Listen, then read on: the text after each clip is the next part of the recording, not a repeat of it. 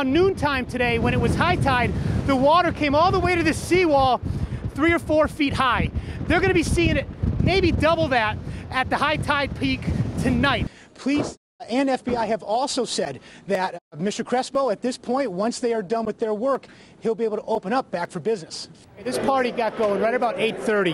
That was the time that the Associated Press and the different networks started to declare this victory for Chris Murphy, and the crowd has not stopped buzzing since. 6 capital felony counts, Joshua Komisarjevsky sentenced to death. It's been 4.5 years since this crime happened. It was a crime that changed the state of Connecticut. Do you think with this victory that this shows that tactic, that campaign plan is the right way to go, or do you think you'll be speaking more with the media as we get closer to the general election?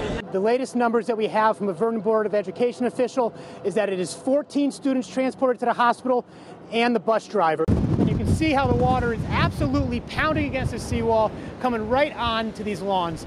If you take a look at some of the homes that are up and down the shore, most of them are boarded up. I can understand now what McEnroe was always yelling about Logan and Sarah. It's pretty hard to see the lines here.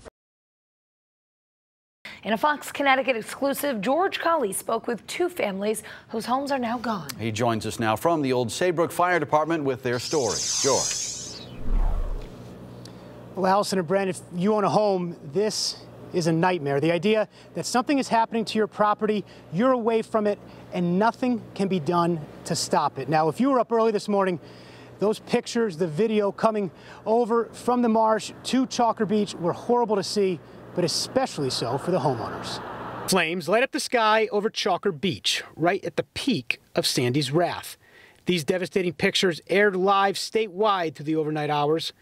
Watching along were Janet Daigle and her daughters. It was clear. We knew it was our house with the top story totally engulfed in flames. And that's our house. Also watching live were the Daigle's neighbors, Gus and Connie Kosendakis. Here I am sitting in my living room. I'm watching the TV, and it's my neighbor's home next door, and I was right next to it. Yeah, I was totally in shock. These neighbors and friends sit together less than 24 hours after losing their summer homes. After Irene, they were preparing for flooding. Not for this. I says, it can be. I says, it can be.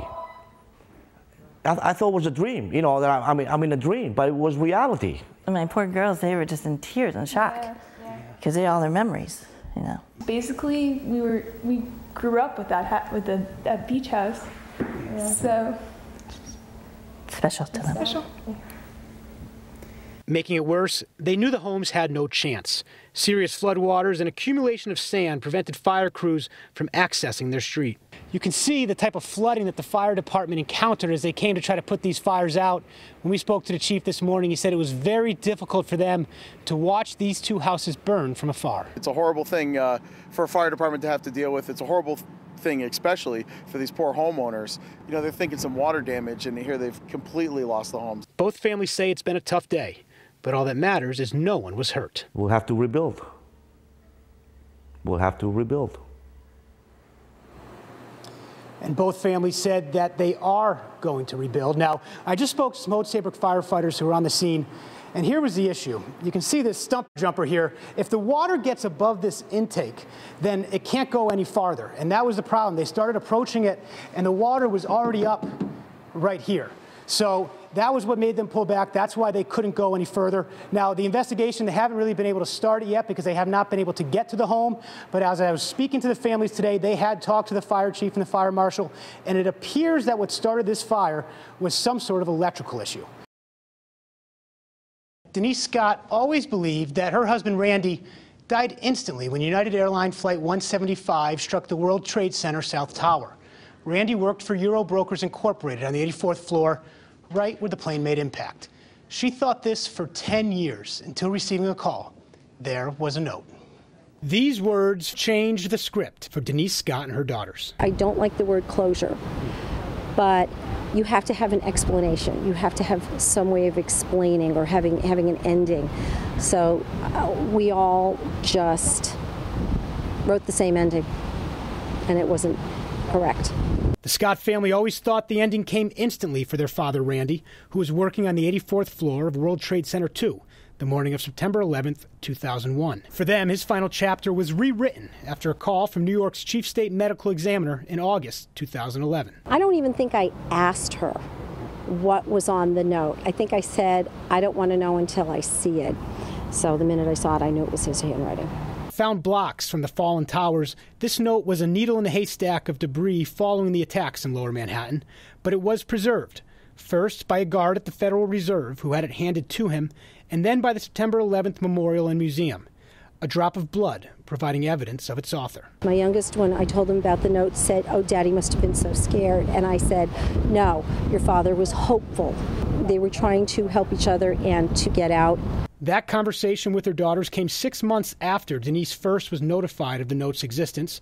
She says there was never a right time to tell them, knowing it would reopen the wound, bringing all the memories and feelings of that day back. Everything. And, you know, you just relive it over again like it was yesterday, just like it was yesterday. As the Scotts join other Connecticut families who lost loved ones 11 years ago at this year's tribute service at the September 11th Memorial in Westport. Randy Scott.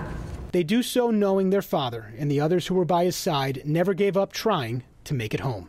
And I think that it really tells the story of the day and the people in the building. This note will be forever displayed at the September 11th Memorial and Museum in Lower Manhattan. I'm George Colli, Fox, Connecticut. From Connecticut's newsroom, Fox Connecticut News at 10. Good evening. Thanks for joining us for this weekend edition of Fox Connecticut News. I'm George Colli. We're going straight out to breaking news in North Branford, where 2 people are dead and another is in the hospital after a triple shooting. Fox Connecticut's Javon Vitale is on the scene and joins us live now with more. Javon? We start with a sad story out of Stamford, where 5 family members are dead following a massive early morning fire that tore through a home. It happened on Shipman Avenue around 5 a.m. That's where Fox Connecticut's Mike Magnoli spent the morning gathering details and getting reaction from a stunned neighborhood. Good afternoon, I'm George Colli, and welcome to the Fox Connecticut News at 4. Connecticut State Police promised to be out in force over the New Year's weekend, so if you plan to celebrate, you may want to leave the driving to someone else. There's always a cab, but a new service has arrived in Connecticut, which takes you home in your own car. And it could be a chilly, but not a white welcome to the new year this weekend. Let's check in now with meteorologist Jeff Fox for a first look at the forecast. Yeah, and actually, George, it looks like before we get to... Well, Dan, Irish eyes are smiling on the city of New Haven and the parade committee today. And before we go, I want to remind people, if you're going to that parade, look for the official vendor signs. They're going to have the pins. They're $2. I think shirts are $15 or $20. All of that money goes directly to the parade committee, which helps them put on this parade. It's about $90,000 they need to raise every single year.